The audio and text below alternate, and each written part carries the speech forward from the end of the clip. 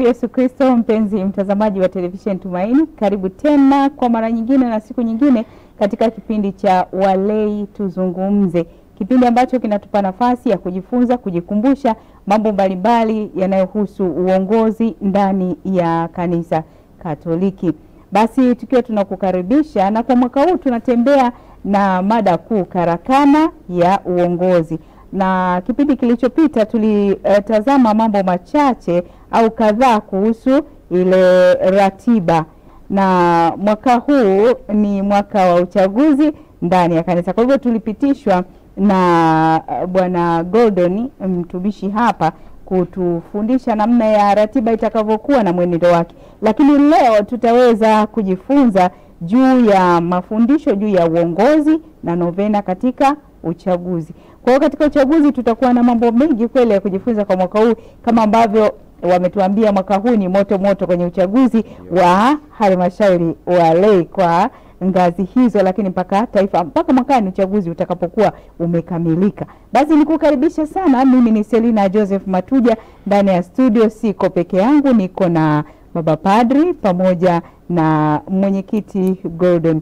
Niwakaribishe sana baba, karibu tuanze kipindi chetu kwa sala. Kwa jina la Baba na la Mwana na Roho Mtakatifu. Amina. Baba yetu uliye mbinguni, jina lako litukuzwe, ufalme wako ufike, utakalo lifanyike duniani kama mbinguni. Utupe leo mkate wetu wa kila siku, utusamehe makosa yetu kama tunavyowasamehe na sisi waliotukosea, usitutie katika kishawishi, lakini utuopoe maovuni. Amina. Salamu Maria, umejaa neema, Bwana yu nawe, umebarikiwa kuliko wanawake wote, na Yesu mzao wa tumbo lako amebarikiwa. Maria mtakatifu, mama wa Mungu, utuombee sisi wakosefu, sasa na saa ya kufa kwetu. Amina. Tukuze Baba na Mwana na Roho Mtakatifu, kama mwanzo na sasa na siku zote na milele. Amina. Bikira Maria kikao cha hekima, utuombee. Bikira Maria msaada wa daima, utuombee. Kwa jina la Baba na la Mwana na Roho Mtakatifu. Amina. Na basi kwa utangulizi huo wa sala ya ufunguzi, sina shaka tayari wewe pia utakuwa unaanza moja kwa moja kutufuatilia katika mada ambayo wataiwasilisha hapa, mafundisho juu ya uongozi na novena katika uchaguzi. Labda kabla sijaja kwa Baba Padri, nianze moja kwa moja na ndugu yangu kaka Gordon hapa. Dio. Aweze kutupitisha kwa kipindi kilichopita yale ambayo tuliyatazama kwenye ratiba. Huenda kuna mwingine atakuwa anakumbuka, lakini mwingine amesahau. Karibu. Ndio. Asante sana dada Selina. Basi kipindi kilichopita tuliwakumbusha kwamba idara ya utume wa lei taifa, na vile vile tukiangalia utume wa lei katika jimbo kuu la Dar es Salaam chini ya baba mkurugenzi Padri Vitalis Kasembo, basi wamepanga ratiba kwa ajili ya uchaguzi ndani ya kanisa. Umetushirikisha. Na huu uchaguzi tunaona katika majimbo yote, kutoka ratiba ya taifa unaanza mwezi Julai 2025 mpaka mwezi Mei 2026 katika ngazi ya kuanzia jumuiya ndogo ndogo mpaka ngazi ya jimbo. Basi tuliwapitisha kwenye hiyo ratiba kuonyesha ni awamu zipi, ni vikundi gani vinachaguliwa na nani wasimamizi. Hiyo ndio ilikuwa katika kipindi kilichopita. Lakini vile vile tukaenda zaidi kuwapa mwongozo wale wasimamizi, majukumu yao siku ya uchaguzi, nini kinaanza na kipi kinachofuata siku ya uchaguzi. Kwa hiyo tuliwaambia kabisa kunakuwa na sala kabla ya uchaguzi, kumkaribisha Roho Mtakatifu kwa ajili ya kusimamia, na baadaye Baba yetu, Salamu Maria na Atukuzwe tatu. Baada ya hapo kuna masomo ya Biblia ambayo tuliyaangalia. Kuna somo kutoka sura ya 3 aya ya kwanza mpaka 15, lakini kuna kitabu cha Isaya sura ya 6 aya ya 8 mpaka 13, Matendo ya Mitume sura ya kwanza aya ya 21 mpaka 26. Tunaimba wimbo wa uje Roho Mtakatifu, na baada ya hapo kuna semina fupi ambayo leo ndio tutakuja kuiongelea hiyo semina fupi inaendaje, ni nini ambacho kipo ndani ya semina fupi. Lakini baadaye tukasema kwenye hiyo jinsi ya siku ya uchaguzi, ule mwongozo, wasimamizi wanatakiwa kujitambulisha. Baada ya kujitambulisha, vile vile wanajumuiya kwa ngazi ya jumuiya ndogo ndogo nao wanajitambulisha, lakini msimamizi atakuwa anauliza kila anayejitambulisha, je, kupokea sakramenti, yule atasema ndio au hapana. Baadaye tutatambua wale wenye uzuru, basi kula ni za siri kama ambavyo katiba inasema. Kwa hiyo hayo ndio ambayo tuliyajadili wiki iliyopita. Bila kusahau kwamba tuliongelea na kampeni ya Tumaini Media, tukaongelea na mwezi wa moyo. Basi yote haya yalikuwa ni kwa neema ya Mungu wiki iliyopita. Ndio, karibu dada Selina. Haya, shukrani sana. Bila shaka utakuwa umekumbuka sasa wapi tuliishia, na leo hebu twende moja kwa moja tupige hatua. Tupate kusikiliza kwa mkurugenzi wa utume wa lei Jimbo Kuu Katoliki la Dar es Salaam, Padre Vitalis James Kasembo. Karibu sana na tuweze kuona mafundisho juu ya uongozi na novena. Labda tuanze na kimoja wapo kati ya hivyo ambavyo umejipanga pia. Asante sana ndugu mtangazaji. Kwanza tunaendelea kumshukuru Mungu kwa fursa hii na neema ambayo Mungu anaendelea kutujalia. Na kama tumekuwa tukiwaeleza kwamba mwaka huu mambo ni moto. Mambo ni moto, hatupoi wana Dar es Salaam. Na tunaendelea kukuletea mambo mapya ambayo hujawahi kuyasikia tangu dunia iumbwe. Kwa hiyo tuna kila sababu ya kumshukuru Mungu. Maana yake tunakumbusha kuwa kiongozi lazima uwe na ubunifu. Ili mambo yawe vizuri. Sio kila siku hivyo business hazirushwa, hapana. Kwa sisi tumekuja na maboresho mwaka huu kwamba tunapoongea juu ya mafundisho, tutakuwa na mafundisho kabla ya chaguzi, lakini pia baada ya chaguzi tutakuwa na mafundisho elekezi. Tunaita semina elekezi kwa siku 90. Tunaongea juu ya miezi mitatu. Kila wiki ama Jumamosi, Jumapili kuwa na risali moja tutafundishwa. Na tutafundishwa nini? Tutafundishwa katiba inavyotudai, na pia tutafundishwa sheria pia za kanisa zinatudai tufanyeje. Na pia tutafundishwa juu ya imani yetu na tudai tufanyeje kama viongozi pia. Kwa ni mambo ambayo tunapaswa kujiandaa. Na hii kama tulivyosema kwamba chaguzi ziko na awamu. Awamu ya kwanza ni viongozi wa vyama vya kitume na kamati tendaji ngazi ya jumuiya. Tukimaliza wanaapishwa, wanatembea kwa siku 90 katika mafundisho ya uongozi. Halafu tukitoka ngazi ya jumuiya tunaenda ngazi ya kanda au mtaa. Tunaanza vyama vya kitume, halafu kamati tendaji katika vyama au mitaa. Wakimaliza basi wataweza kuapishwa na wenyewe pia waingie kazini. Tukimaliza hapo basi inakwenda ngazi ya kigango. Baada ya ngazi ya kigango basi tunakwenda ngazi ya parokia. Paka hapo tunamaliza kamati tendaji ngazi ya parokia, maana yake mwezi wa kwanza mpaka mwezi wa 3. Basi kutoka hapo sasa tunaendelea ngazi za mbele pia.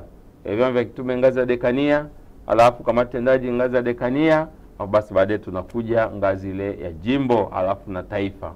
Kwa hiyo tunachoongea juu ya mafundisho au mafundisho ya uongozi ni kwamba tunapoongea juu ya mafundisho, kwanza tunawakumbusha viongozi wetu, tunayekwenda kumchagua kiongozi lazima tutoe elimu, tueleweshe watu. Lazima awe na maadili mema. Na maadili mema ni yapi? Ni ile kuwa na uchaji wa Mungu, kujiweka kwa Mungu, kujiweka mikononi mwa Mungu, kutenda yale yanayompendeza Mwenyezi Mungu, kushika amri za Mungu, kushika amri za kanisa, hasa amri kuu ya mapendo. Ndiyo kiongozi ambaye tunakwenda kumchagua. Kwa hiyo mafundisho yataendelea kujikita katika hilo, lakini pia mafundisho mengine yataendelea kujikita juu ya bidii yake ya imani. Bidii yake ya imani kama kiongozi. Kwa baadhi ya viongozi hawajui hata imani inasemaje, baadhi hawajui hata kufunga novena vizuri, baadhi hawajui hata kusali vizuri, hata kuungama vizuri, lakini amechagua kiongozi. Sasa kwa elimu hii elekezi, basi tutaendelea kuwapa semina elekezi kwa miezi mitatu ili basi waweze kukaa vizuri. Na baada hata ya miezi mitatu tutakuwa tunawakumbusha kwa mwaka kufanya mara 4. Mara 4 kwa maana ya kila baada ya miezi mitatu basi kutakuwa na kakitu wako. Miezi mitatu tutakuwa na kakitu wako. Kwa hiyo ndani ya miaka mitatu walau tunafanya hata kama mara 12. Kwa hiyo hii yote hiyo ni katika kumwamsha kiongozi aendelee kuona kwamba kumbe uongozi unawezekana, na tunafanya kitu tunaita induction. Lakini jambo lingine ambalo tunapoongea juu ya mafundisho pia ya uongozi, kiongozi katika kanisa lazima ajifunze mila na desturi za utendaji ndani ya kanisa. Wakati mwingine tunaweza tukachanganya mambo mawili. Wewe una karia yako huko duniani, wakati mwingine unaingia ukanisani unashindwa wakati mwingine kumanage hizi. Kwa hiyo unajikuta ama una base zaidi katika karia ulionayo. Lakini kanisani tunafundishwa sasa namna yetu ya kuendelea kuishi. Na hilo linaendana na somo la kujitambua. Ukiweza kujitambua utaweza kujua udhaifu wako na uimara wako. Utaweza kujua mpaka wako unaanzia wapi unaishia wapi. Lakini pia utaweza kujitambua karama ambazo Mungu amekujalia. Na si kwa ajili yako. Baada ya kuzigundua karama hizo, uweze sasa kuzitumia sasa. Sio kwa manufaa yako, kwa manufaa ya jamii inayokuzunguka.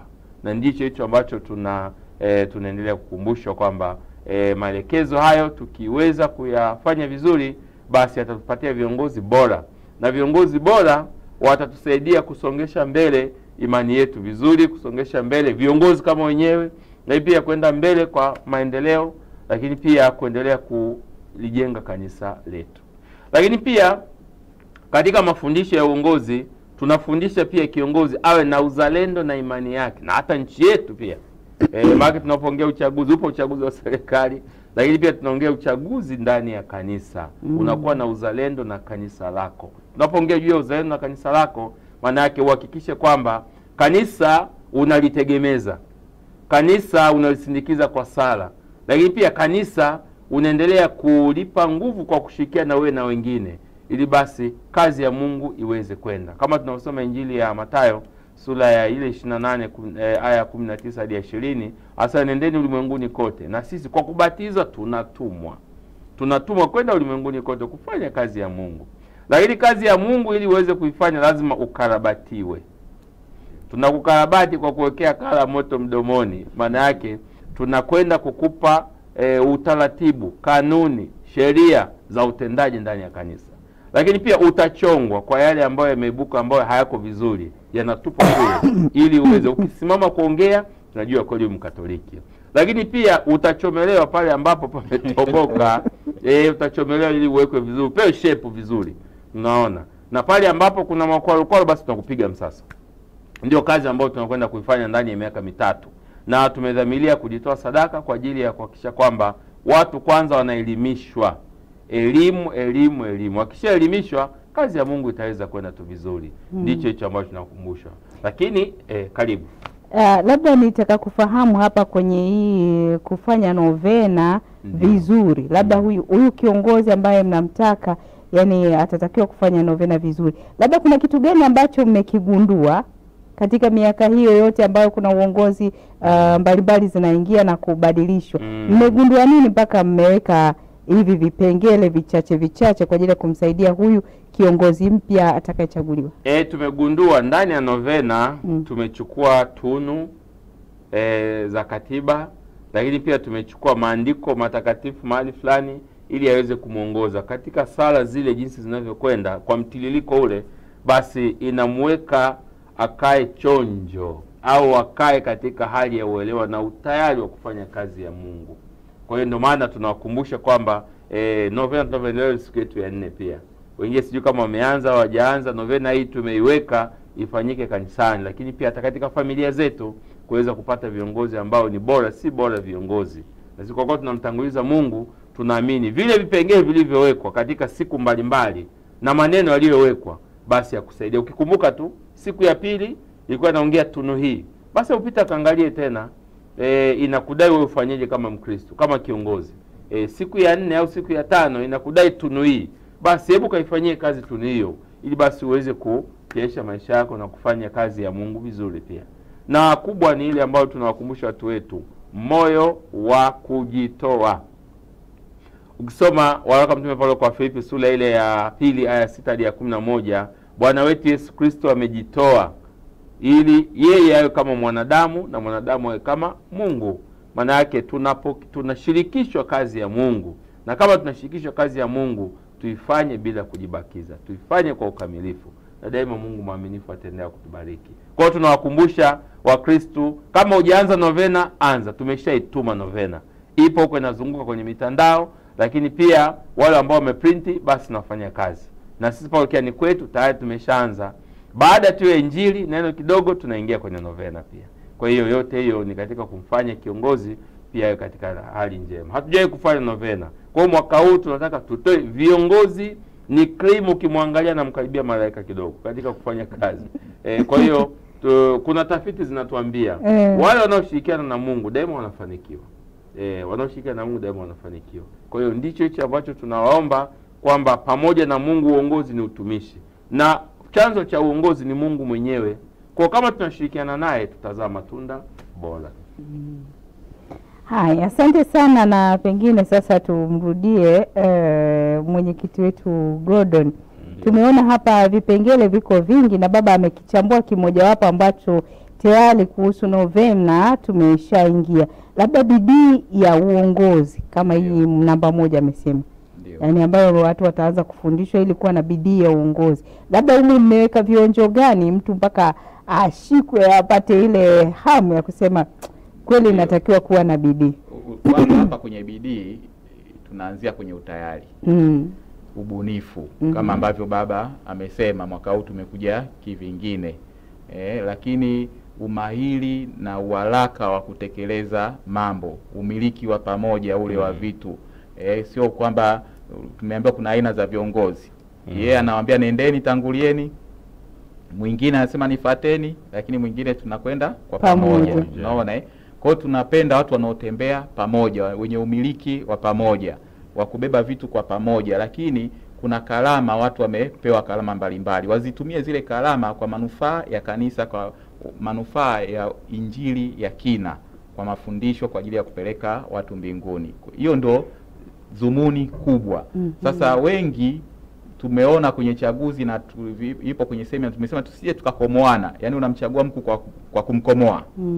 Au unasema huyu anajipendekeza sana, basi ngoja tumwachie yeye, alafu watu wengine wote pembeni, wanalala pembeni. Kwa hiyo sasa tunapenda watu, ndio maana tumtangulize Mungu. Tunaenda kwenye novena mtu uone unachotakiwa, kinachotegemewa na kanisa, mama kanisa anataka nini, na wewe unamwomba Mungu akujalie zile karama na neema uweze kutekeleza yale ambayo unatakiwa.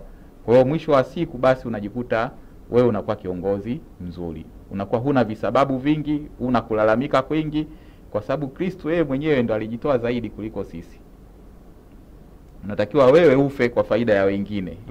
Na ndio uongozi wenyewe jinsi ambavyo upo. Lakini labda nikupitishe dada Selina, kwa sababu umeongelea hilo. Hiyo siku ambayo mafundisho yenyewe nategemea kuyatoa siku hiyo.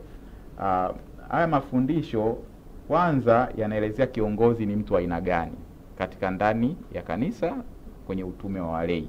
Kama ambavyo nimesema, nia ya kiongozi ni aweze kuwaongoza watu katika mambo ya muhusio Mungu, na hii tunaiona katika Waebrania sura ya 5 aya ya kwanza.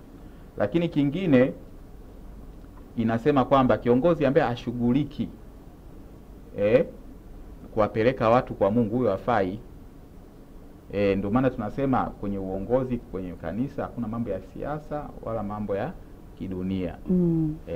Sawa, tunajua kwamba binadamu ni mwili na roho, lakini dhumuni kubwa la kwanza ni kuhakikisha roho zimepona zinakwenda mbinguni. Lakini tukaendelea kuongelea kwamba kuwafafanulia watu aina za viongozi. Kuna wengine viongozi yeye anasema nifuataeni, yaani huyu anakuwa mbinafsi, kila kitu ni yeye, yaani anataka aonekane kwamba siku akiwa hayupo mjue kuna shida, kuna pengo. Sasa hawa viongozi hapana. Tunasema hapana, na hii tutaiona kwenye Injili ya Mathayo sura ya 6 aya ya 2, ya 5 na 16. Lakini vile vile kuna viongozi wengine wao wanasema tangulieni, yaani anabuni lakini kwenye utekelezaji hayupo. Kusudi likiharibika aseme ni nyinyi sasa mmeharibu. Niliwapa mbinu mmeshindwa kutekeleza. Mimi nafikiri vitu huwa vinatokea tu sehemu nyingi. Inaandaliwa, mmekubaliana vizuri, lakini kwenye utekelezaji huyo hayupo. Kwa hiyo mnaporomoka huko, yeye hayupo, anatuma lawama kwamba mmeshindwa, ningekuepo mimi lakini hukuepo. Kwa hiyo tunapenda viongozi ambao wanatembea pamoja, twendeni pamoja. Hilo ndio lengo la kanisa, yaani kwamba unakuwa na umiliki wa pamoja, maamuzi ya pamoja. Na ndio maana tunasema kila kiongozi ndani ya kamati tendaji na majukumu yake, kwa sababu vitu vingi vya migongano tumeviona, kila mtu anakuwa msemaji ndani ya uongozi. wakati kumbe kuna msemaji ndani ya uongozi, aidha ni chama cha kitume au kamati tendaji ina msemaji wake. Na mara nyingi mwenyekiti ndio msemaji, kama hayupo atakuwa amemwachia kaimu aweze kuongea. Sasa unapokuwa unawasiliana na watu wa nje kuhusiana na ile taasisi au chama cha kitume, unatakiwa wote mmepewa semina, mmejua kwamba nani anahusika na nini. Kama mwenyekiti ana kamati yake ya malezi na familia, lakini makamu mwenyekiti ana liturujia ya kusimamia. Ukija katibu, yeye kwa kushirikiana na kupata miongozo ya mwenyekiti, mashauriano, kuandaa vikao, lakini yeye ndio mwandishi mwenyewe wa mitasari ya vikao, lakini kuangalia vitu vya utekelezaji vinaendaje. Kwa hiyo yeye ndio anakuwa mratibu zaidi kwenye swala hilo la vikao. Katibu msaidizi, yeye ndio msimamizi wa kamati ya liturujia, mafundisho ya dini na mengine na kadhalika. Kwa hiyo tunaona kwamba kila mtu ana jukumu lake. Na kwenye fedha hapa, jinsi ambavyo mnaenda kwenye ngazi za juu, tunahitaji elimu ya mambo ya pesa. Kwa hivi ni lazima tuwakumbushe watu, sio kamchagua Gordon kumkomoa ukasema Gordon huyu wacha tuone. Baadaye hesabu zikikataa, mkasema hela za jumuiya hazionekani au za parokia, hesabu zimekaa ndivyo sivyo, ni mlimkomoa, amkuangalia swala la elimu. Na jinsi ambavyo ngazi zinazidi kwenda juu, ngazi ya jimbo, ngazi ya taifa na dekania, kuna elimu ambayo angalau mtu anahitaji kuwa nayo. Lakini hizi ngazi za kawaida, tunachohitaji zaidi mtu awe na hekima na uchaji wa Mungu. Kwa sababu sio tu kuwa na PhD. Kuna watu wakijiona kwamba wana PhD wanajiona wao ndio viongozi wazuri. Lakini kanisa aliangalia hiyo. Karibu sana dada Selina. Au niendelee? Nimekuwa nimenogewa kusikiliza. Lakini kitu kingine ambacho nataka kukiongelea hapa, kuna watu ambao wana ndoa za mseto. Na ili huwa tunatakiwa tuwafundishe watu kabla ile siku ya uchaguzi kwenye semina, kwamba wewe umeolewa au umeoa dhehebu lingine, KKKT au wengine Moravian na nini, ina maana hiyo ni ndoa ya mseto. Wewe Mkatoliki ndio unaweza ukachaguliwa kwa kiongozi. Ina maana yule ambaye sio Mkatoliki hatakiwi kuwa kiongozi. Hilo liwe clear kabisa. Lakini kingine hapa niliposema elimu ya kutosha, kuna wengi huwa wanajiona kwamba wao ndo wanastahili. Kumbe kwa Mungu ni tofauti, sababu tunaona hata wakati Daudi anatafutwa watu walikuwa wanaona Daudi sio anayestahili kuchaguliwa. Lakini kumbe huyu anasema nimeshamaliza watoto wote, anambia hapana, bado kuna mwingine, tuletee Daudi. Sasa kanisa linataka hekima na busara. Hivyo ndio vya msingi sana. Lakini sawa, elimu ya kidunia nayo inahitajika, kwa sababu tunapoenda kwenye ngazi za juu unakuta vikao, mikutano ambayo unakutana nayo ya lakia, unatakiwa kushauri. Tukumbuke kwamba kanisa letu sio maskini hivyo. Yesu sio maskini. Mama kanisa kuna mambo mengi. Zile sakramenti zinavyotolewa, ukiangalia kuna nyumba ambayo anatakiwa wakae makrelo, lakini masista wetu watawa, lakini unakuta kuna mafundisho dini nasari, kuna primary, elimu ya primary, lakini kuna nyingine tunaenda hadi sekondari, huduma za afya, lakini nyingine za ufundi. Unakuta vitu vinafanyika maparokiani. Hiyo yote kanisa linaonyesha kwamba linamjenga huyu Mkatoliki katika mwili na roho. Lakini kingine tunataka mtu ambaye ni mwaminifu, mwajibikaji, safi kimwili na kiroho. Ni vya msingi sana kwamba ule usafi uonekane kwa macho, sio tu unaonekana wewe ni mtu wa kwenda kanisani, lakini maisha yako, mtu akisema jamani huyu ni Mkatoliki anakataa. Kwa maisha yako yaakisi kile ambacho wewe unakiamini. Lakini tumesema uelewa wa pamoja na umiliki, ambalo baba amelielezea vizuri sana. Lakini kitu kingine ambacho tunakiongelea ni mtu awe na kujiamini, akubalike, awe na upeo wa kuona mbali, maono, kushauri harakia kusudi aweze kushauri vizuri na kwa hekima na busara. Sasa sio na sababu sisi ni washauri, na hilo ndio nataka kulikumbusha. Katekista yeye ameajiliwa na baba paroko pale parokiani. Sawa? Lakini sisi halmashauri ya walei ni washauri pale. Kwa hiyo kuna wengine huwa wanamiliki saa nyingine au wanadiriki au wanasubutu huwa na mabishano, kutokuwa na heshima, kauli, wakati wewe umepewa fursa na mtaguso ndio umetupa fursa wa pili wa Vatikani kwamba walei nao washirikishwe kwenye mambo ya uinjilishaji, takatifu za malimwengu. Lakini sasa kuna watu wanapitiliza, wewe nafasi yako ya mlei ni kushauri, maamuzi ni ya paroko. Kwa hili nalo ni muhimu watu waendelee kukumbushwa. Kwa maana ya kwamba unaweza ukashauri, lakini pengine kama labda paroko au aliyoko mahali hapo akaona haijakaa vizuri, anaweza kukataa pia. Ndio. Na anaweza kukaa kimya, asikujibu chochote. Ni ndio protocol ya kanisa. Sio lazima ujibiwe. Namba moja. Eti mbona amekaa kimya? Mbona amekaa kimya hajanijibu? Mbona amechelewa? Au saa nyingine kiongozi amechaguliwa, sababu umeambiwa kwamba mtu amechaguliwa kwa kula za asili. Ngazi ya jumuiya au ngazi ya kanda au kigango. Lakini sasa majina yameenda kwenye hierarkia imekataa, imetema jina.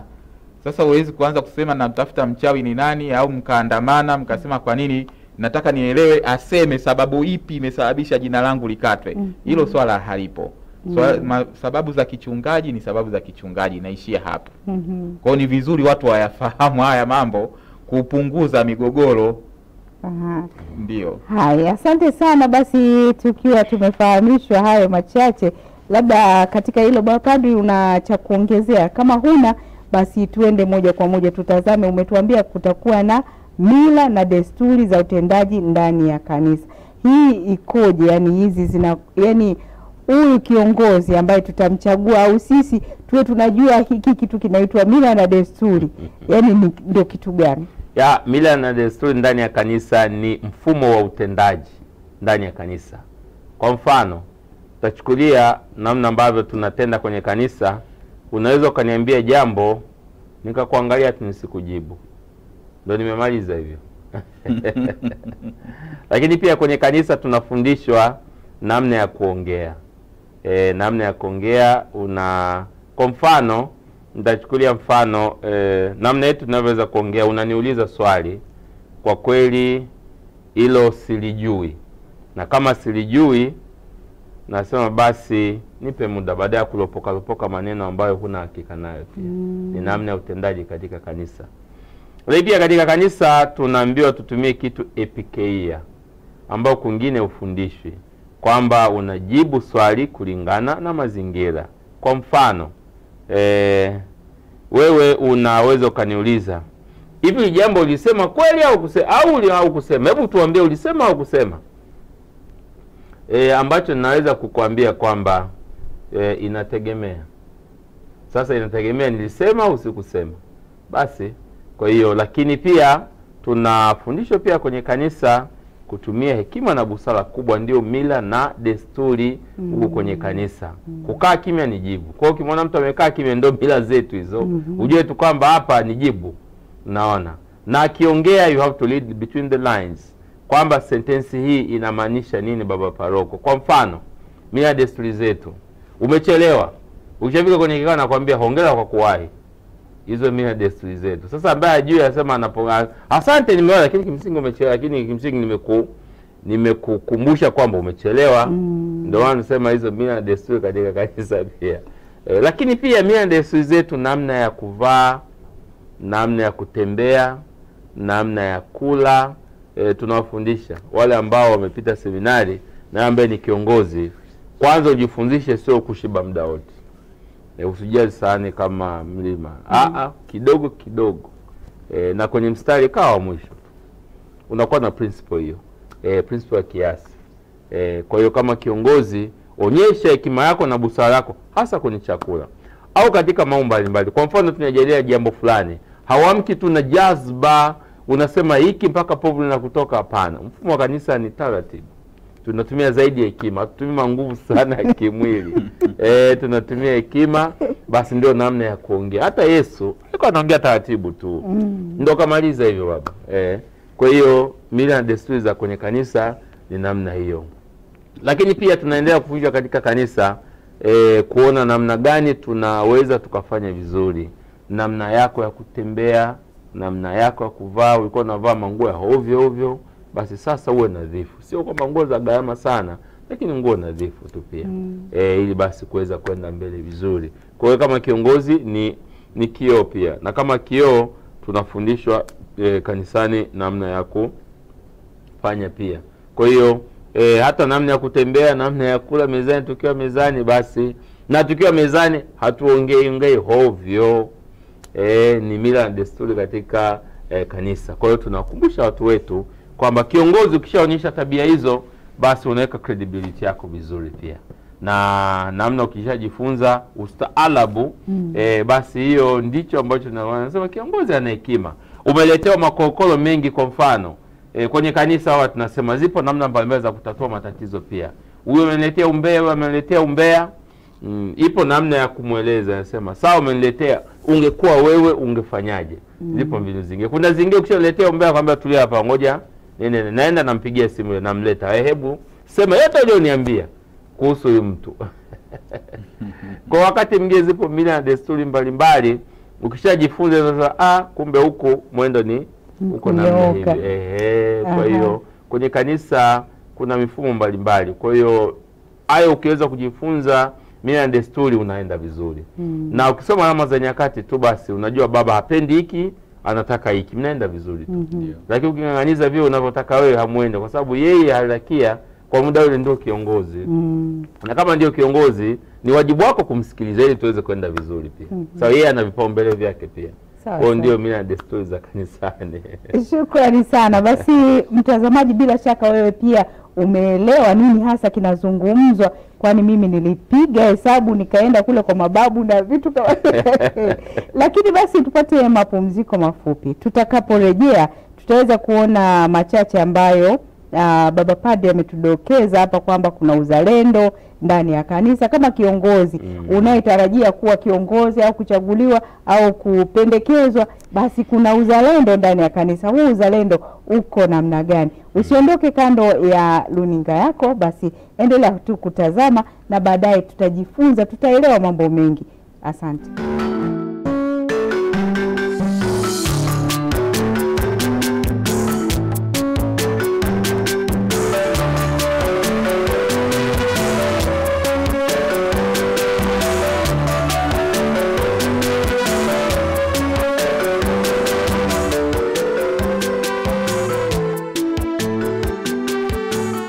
Mpenzi mtazamaji, baada ya mapumziko hayo mafupi, na sasa tuendelee. Kumbuka tunatazama kipindi cha Walei Tuzungumze, na mada ambayo tunaizungumza ni mafundisho juu ya uongozi na novena katika uchaguzi. Kama tunavyofahamu, hivi karibuni tutakuwa na uchaguzi wa viongozi halmashauri katika ngazi tofauti tofauti ndani ya kanisa, lakini ni kuanzia mwezi huu unaokuja, mwezi wa 7. Na tayari tuko kwenye novena.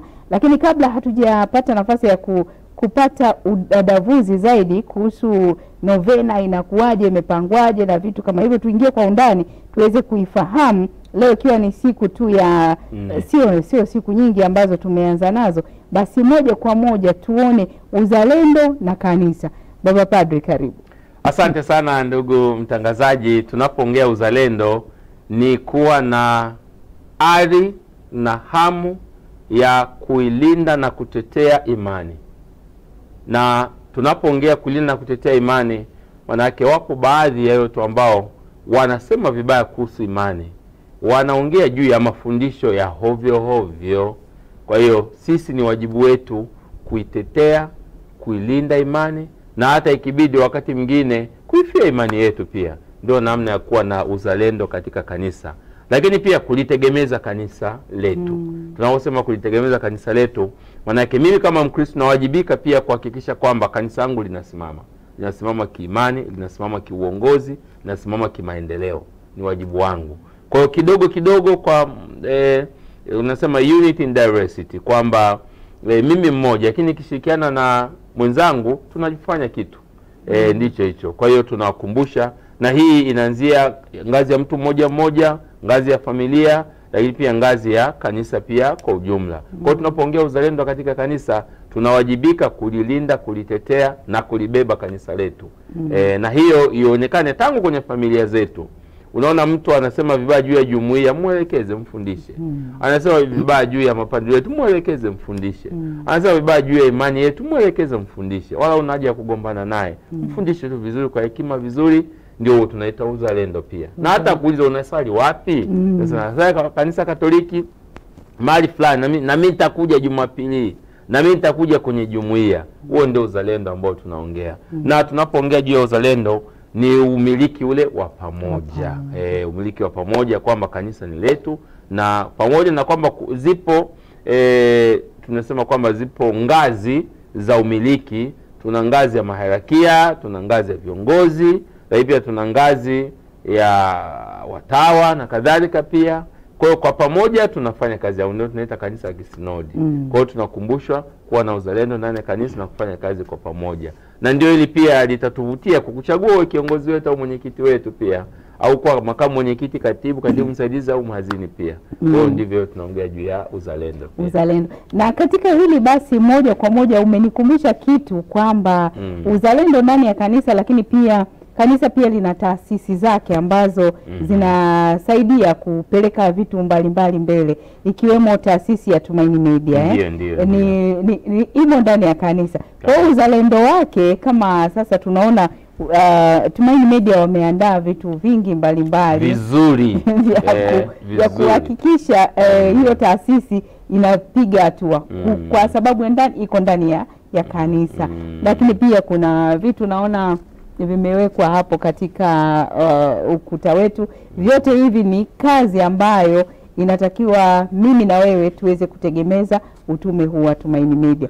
Lakini dada Selina, kwenye kutegemeza Tumaini Media, naomba tu nitumie fursa hii kuwakumbusha wote wenye mapenzi mema kwamba kila parokia kwa jimbo kuu la Dar es Salaam kuna bahasha ambazo zimetolewa ndio. Na baba askofu aliomba basi kila mbatizwa angalau shilingi 1000 kwa kuanzia. Kwa kama una milioni, toa milioni, Mungu ambaye amekujalia. Kwa sababu sasa hivi kuna sauti nyingi sana ndani ya familia na kwenye jamii yetu. Hizi sauti watoto tusipoandalia wakasikia sauti ambayo ni njema, neno la Mungu, sauti ambayo imechujwa kimaadili, kwamba haya ndio atakayoyasikia yaweze kuwajenga, kuwalea. Lakini hata faraja ndani ya nyumba, wanaposikia Injili, wakasikia mafundisho ya kimwili na kiroho ambayo yanaendeshwa na Tumaini Media, lakini vile vile TV Tumaini, lakini na magazeti, zile taarifa.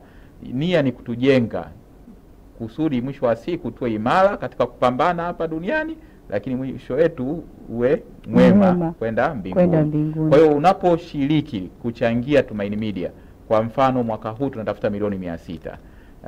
Mkija kwenye studio ya redio mtakuta maboresho ni mazuri, lakini hii studio yetu ya kwenye television tunataka nayo iboreshwe na vifaa vya kisasa. Siku hizi mnasema kwamba mambo yanaenda digital.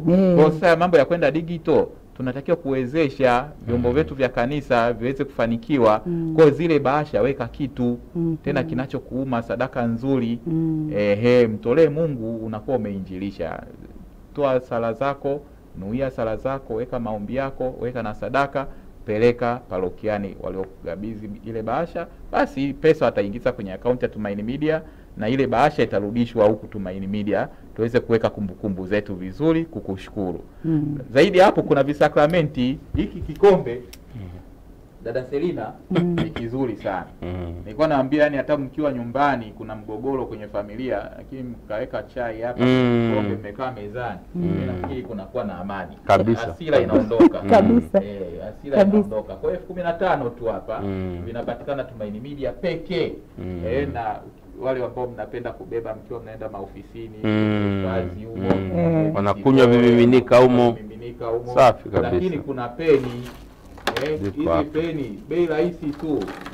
Ukiangalia peni ina alama ya Tumaini Media, lakini kuna picha ya moyo mtakatifu wa Yesu.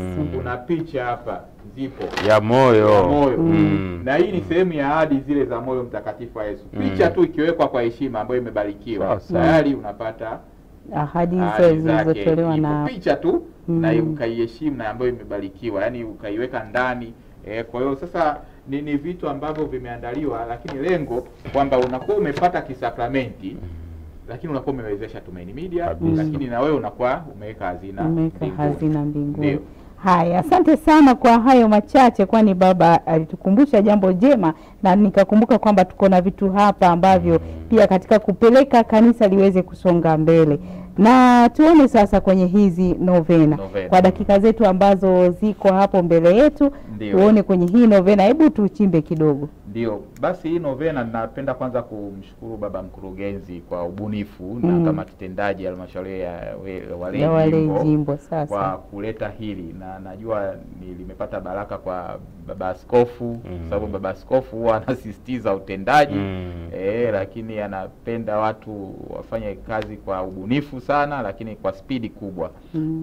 Basi labda kwa kuongezea tu hapo, inakuja sala iko inasuka iko jikoni kwa hiyo sala maalum kabla ya uchaguzi. Ndio. Kwa hiyo kishatoka kusuka jikoni na wakubwa huko, basi tutaiachia hewani. Kwa hiyo mimi napenda kwanza kumshukuru Mungu kwa kupatikana kwa hii novena, kwa sababu inatuonyesha kwamba uchaguzi tunaoendea sio uchaguzi tu kama huu wa mitaani au uchaguzi mwingine, ni uchaguzi wa kiroho, wa kimwili, yani kwa ajili ya kuhakikisha roho za watu zinakwenda mbinguni. Lakini nakukumbusha wewe kiongozi, dhumuni lako, yani unaenda kwenye uongozi, ni utumishi. Kwa hiyo ukiangalia kwa siku ya kwanza ilikuwa ni kuombea dira na malengo ya uongozi wa utume wa walei. Na hapa ilikuwa inajaribu kuangalia kuwaombea kwa Mungu aweze kuwajalia kuwaongoza wale ambao watachaguliwa, waweze kusababisha waamini wengi waweze kwenda mbinguni kwa Mungu. Yaani watu wawe imara kwenye imani. Lakini kingine, wawe kitovu cha ubora katika kushauri hierarkia, kwa sababu kazi kubwa vya viongozi wa halmashauri ya walei ni ushauri kwenye hierarkia. Kwa hiyo tupate watu ambao ni bora katika kushauri hierarkia. Hii itapunguza migogoro. Lakini kuwakumbusha, ni kuombea kabisa katika kukumbusha, jamani, uongozi ni utumishi, na ndio tunasema ndio ile zana yetu kubwa, tunasema kauli mbiu ya uchaguzi 2025 2026, uongozi ni utumishi. Kwa hiyo hilo ni la msingi sana. Lakini kitu kingine ambacho kwenye novena hii tunachokiangalia siku ya pili ilikuwa ni kuombea kauli mbiu ya hazina ya utume wa walei. Kwa hiyo katika hii siku ya pili wanaona kabisa kwamba viongozi wa utume wa walei wawe chachu. Wawe chachu wenyewe, wawe chumvi, yani uwe chumvi. Sababu tunaambiwa chumvi ikiwa haifanyi kazi na kanyagwa, inatupwa na kukanyagwa. Na nuru taa huwa inawekwa kusudi watu iwaangaze watu.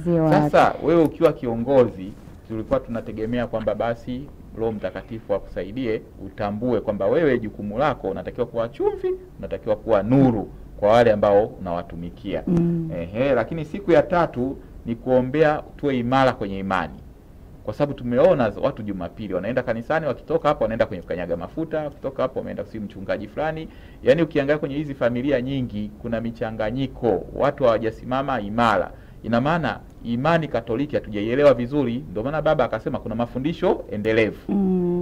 Kusudi hata sisi viongozi tuive, kwa sababu tukianza kuiva ngazi ya jumuiya, ile idadi jumuiya zote zilizoko parokiani, ina maana basi tutakuwa imara kwenye imani, sababu tutakuwa tunanyoshwa kwenye karakana. Ameiongelea karakana hapo. Na ili swala la imani, dada Selina, ni kitu ambacho ninaweza nikasema sasa hivi ndio cha kukiangalia zaidi. Amani ambayo inatoweka, lakini maadili, kukosa nidhamu, yote hii ni sababu hatuko imara kwenye imani yetu Katoliki. Lakini kingine ni uaminifu na upendo. Dhumuni lingine la novena siku ya 4 ambayo ni leo ni kuombea zaidi kuwa waaminifu. Yaani tupate viongozi waaminifu na viongozi wenye upendo. Wasiwe na ubaguzi, kila mtu amhudumie katika usawa na wamwangalie katika Kristo, kwamba huyu naye mhudumia inawezekana na mhudumia Kristo. Kristo alisema mkuja kuniona gerezani, nilikuwa na njaa mkunihudumia, nilikuwa na kiu kunihudumia, nilikuwa uchi kunivalisha. Kwa hiyo sasa hapa ndo tunarudishwa, kama unapokuwa kiongozi, unakuwa mtumishi, basi angalia uwe mwaminifu katika tunu yako ile ya uongozi, lakini vile vile uwe na upendo. Na ukiwa na upendo ni Mungu mwenyewe, ndio tunavyosema unapokuwepo upendo, ina maana hapo Mungu yupo. Lakini upendo ukiruka, tumesikia watu wanachinja watoto wao wenyewe kwa sababu tu wamefarakana kwenye familia. Mtu mzazi mmoja anapoteza watoto na anakuwa na nia ya kujizuru na yeye apotee. Sasa ina maana pale upendo haupo, Mungu hayupo. Mungu akiwepo huwezi ukafanya mambo kama hayo. Lakini siku ya 5 ni umoja na ushirikiano.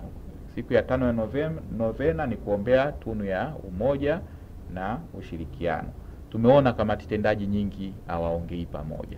Kila mtu anaenda kwake, kila mtu anamlaumu mwenzake, kila mtu anaona sio yeye, anamnyoshia vidole mwenzake. Kumbe unapomnyoshia vidole mwenzako kuna kingine kinakuangalia.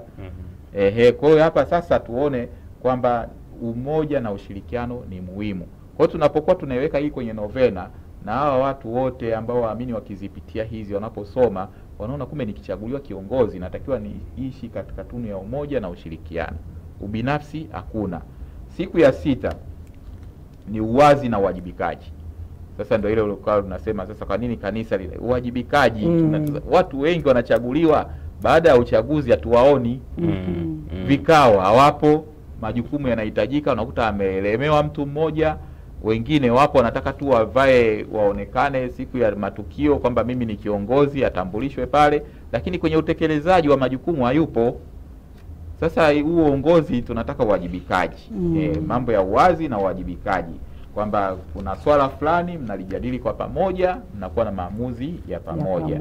Na uwajibikaji ukiwa wewe, basi unatakiwa utekeleze, umepewa jukumu la kulisimamia, ulisimamie na utoe mrejesho. Kuna watu wanakaa kimya, umempa kazi, asemi imefanyika, asemi imekwisha vizuri, asemi ina changamoto, asemi ninakitendea kazi kinakosekana, ninahitaji msaada, yani yuko kimya. Sasa inapita muda, wewe unajua hii kazi ilishaisha, unamuuliza, unakuta unapata jibu haijatekelezwa. Kwa nini hukusema? Kwa nini hujaleta mrejesho? Kwa nini hujasema kuna msaada unahitaji kwa ajili ya kuimarishwa? Kwa hili ndio swala lingine. Lakini siku ya 7 ni umahiri wa kitaaluma. Kwa hiyo tunaombeana kuwepo na jitihada, na ndio maana tumeambiwa tutakuwa tuna karakana za kuimarishana. Kusudi tuweze kutenda yale ambayo yanastahili na tuweze kuwajibika pale ambapo inastahili. Lakini siku ya 8 ni ulinzi na utetezi wa uhai. Tunaombea kusudi tupate viongozi ambao watakuwa imara sana, sababu watu hawaogopi kutoa mimba, watu hawaogopi kumeza madawa ambayo yanaleta shida. Saa nyingine unaona ni starehe, baada ya ndoa unakuta upati kabisa na mtoto.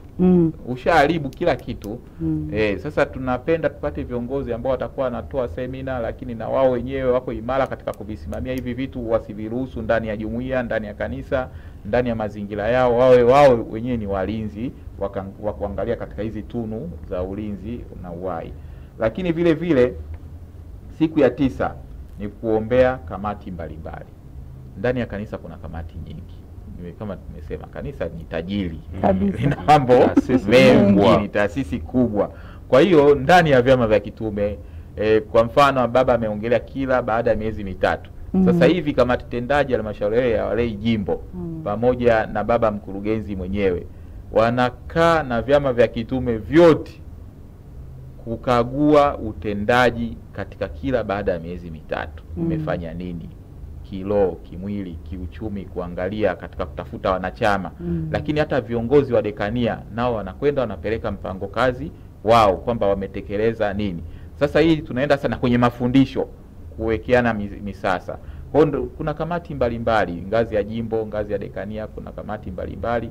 Basi kwa hiyo hivi vyote ni kuombea zile kamati, mtu akiwa mjumbe mule kwenye kamati atekeleze majukumu yake vizuri. Kwa hiyo ndio nilikuwa nakupitisha dada Selina hapo kwenye hizi novena. Na nitapenda hii novena si mkiweka kwenye mtandao vile vile. Na wale ambao watasema hawana, waone viongozi wao halmashauri ya walei, wamuone baba paroko, na uhakika kabisa kwamba hizi novena zimesambazwa. Ndio. Haya basi, tukiwa tunaangalia pia muda wetu sio rafiki sana, nirejee kwa baba padri kama kuna ujumbe wote ambao ungetufikishia, basi na baada ya hapo tubariki tuweze kuhitimisha kipindi chetu. Asante. Ujumbe, nina matangazo mawili ambayo tunaleta kwenu. Kwanza ni mafunzo ya uimarishaji wa familia, nasema Tanzania, lakini sisi ni Dar es Salaam, kituo ni Bakanja. Kwa hiyo tunawakumbusha wenye viti wote, hii ndio nafasi yenu ya kujifunza, kwa sababu Kamati ndogo ya mwenyekiti ni malezi na familia, na hasa afya, na afya yenyewe ya uzazi. Kwa tupo tunaongea kwa sababu tulizaliwa, lakini pia process ya mtoto tangu anaingia tumboni na kuendelea mpaka kukua, lazima mama aweze kupewa utaratibu mzuri wa kulelewa pia. Kwa hiyo tunakwenda kujifunza kwa mwezi mzima, wiki 5, wiki 2 phase 1, wiki 3 TOT ya kuwa mwalimu, na utapewa cheti. Kwa hiyo tunawalika, kama kulisikia tangazo hilo kuliona, basi ndio tangazo hilo tunalitoa ili basi uweze kushiriki. Ni Bakanja kuanzia tarehe 1 mpaka tunamaliza mwezi mzima pale. Kwa hiyo tunawalika viongozi wa parokia, mlete hata mtu mmoja angalau aweze kujifunza pia vizuri. Lakini jambo la pili, hija mbalimbali tunaenda nazo, ni mwaka wa jubilei, lakini idara ya walei imeandaa hija ya kwenda Roma, hija ya kwenda Ufaransa, rudi kwa ajili ya kumshukuru Mungu. Baada ya miaka 3 tunaenda kumshukuru Mungu. Kwa hiyo wewe kama ni Mkristo, basi jitahidi, kama Mungu anakujalia kibali, basi njoo ungane na sisi kumshukuru Mungu. Maana tumejiwekea baada ya miaka 3 tunapata nafasi ya kwenda kumshukuru Mungu. Kwa hiyo unaweka $1000 hapo na mambo yanaweza kwenda vizuri. Malipo ni $4250. Kwa hiyo tunawalika kuweza kushikiana nasi. Lakini kubwa ni hili, kila parokia iandae utaratibu wa kuanza uchaguzi jumuiya ndogo ndogo. Weka utaratibu mzuri, kamati tendaji ya jumuiya isimamie vizuri, basi na mambo yote yaweze kwenda tu vizuri. Ndicho hicho ambacho tunaendelea kuwaomba ili basi yote yaweze kwenda vizuri. Niwashukuru kwa kutusikiliza, kwa kutuangalia. Mungu awabariki katika majimbo yote, katika parokia zote, na popote ulipo. Tuendelee kuchapa kazi ya Mungu, tukiendelea kumpa Mungu sifa na utukufu. Amen. Basi tumalize. Naam. Kwa jina la Baba na Mwana na Roho Mtakatifu. Amen. Tunakimbilia ulinzi wako mzazi mtakatifu wa Mungu. Usitunyime tukiomba katika shida zetu, utuopoe siku zote kila tuingiapo hatarini. Ewe Bikira mtukufu na mwenye baraka. Amin. Awabariki Mungu Mwenyezi, Baba na Mwana na Roho Mtakatifu. Amin. Tumtukuze Bwana, tumshukuru Mungu. Na mpenzi mtazamaji wa Television Tumaini, hadi hapo ndo tumefika mwisho wa kipindi chetu cha Walei Tuzungumze siku ya leo. Ni mshukuru sana baba mkurugenzi wa utume walei Jimbo Kuu Katoliki la Dar es Salaam, Padre Vitalis James Kasembo. Baba, asante kwa kufika na kutupatia nondo hizo ambazo bila shaka kila mmoja atakuwa amezipokea. Lakini pia ni mshukuru mwenyekiti wa utume wa Moyo Mtakatifu wa Yesu Jimbo Kuu la Dar es Salaam, ndugu yetu Gordon Renyagira. Asante sana kwa pia kutupatia na kutufundisha juu ya mambo mbalimbali hasa yanayohusu novena. Hatuna la ziada. Mimi ni Selina Joseph Matuja, nikutakie utazamaji mzuri wa vipindi vinavyoendelea. Hadi mara nyingine, tumsifu Yesu Kristo. Milele amina.